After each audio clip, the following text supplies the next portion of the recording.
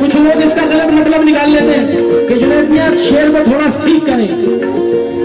मगर मैं उनसे कह रहा हूं कि करबला में जब जंग हो रही थी तो नमाज उधर भी हो रही थी, नमाज इधर भी हो रही थी। अब वहां से ये शेर मुनासबत रखता है, तू क्या समझ रहा है कि सजदा बचाएगा, तू क्या समझ रहा है कि सजदा बचाएगा,